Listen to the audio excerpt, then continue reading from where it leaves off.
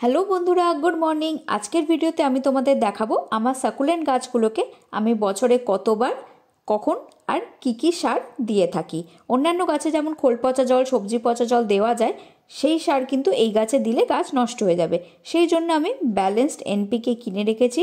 এটা জলে খুব সহজেই গুলে যায়। আমি বছরে দুবার সার দিই।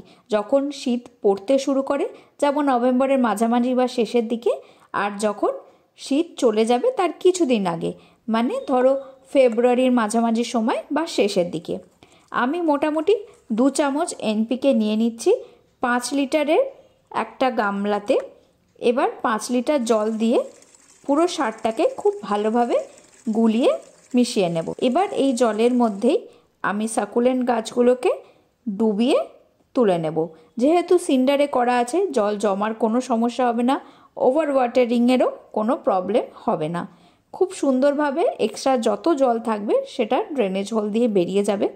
গাছের পাতা বা কাণ্ডগুলো খুব একটা ভেজাবো না, জাস্ট যতটা সয়েল আছে ততটাই খুব ভালোভাবে ভিজিয়ে 10 থেকে 15 সেকেন্ড মতো ধরে থাকবো, যাতে রুটসগুলো একটু ভালোভাবে ভিজে যায়, সয়েল মিডিয়াটা ভালো করে ভিজে যায়। তারপর আমি টবটাকে তুলে নেব। তাতেই যতটা সার যাবে, যতটা ওয়াটারিং হবে, এটাতেই হয়ে যাবে। সারা বছর কিন্তু আমি আর একবারও কোনো রকম সার দিই না, শুধু পোকার ওষুধ আর ফাঞ্জিসাইড স্প্রে করে রাখি। দুবার আমি বছরে দিলেই গাছের গ্রোথ ভালো দেখতে পাই, তাই জন্য আর এক্সট্রা কিছু দিই না। সাকুলেন্ট গাছের খুব বেশি যত্ন লাগে না, যত্ন করতে গেলেই বরং বেশি ক্ষতি হয়।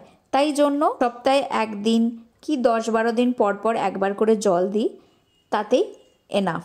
আর কোনো রকম যত্নের দরকার নেই। পুরো শীতকালটা ডাইরেক্ট সানলাইটে ভালোভাবে রোদ খাইয়ে নেবে। দেখতে পাচ্ছ খুব সুন্দর রোদ পাচ্ছে আমার গাছগুলো, খুব ভালোভাবে শীতকালে বেড়ে ওঠে। আর গরমকাল পড়লে একটু সেমি শেডে রাখি, ভোরবেলা আর বিকেলে সানলাইটটা পাই, বাকি সময় ব্রাইট ইনডাইরেক্ট লাইটে থাকে।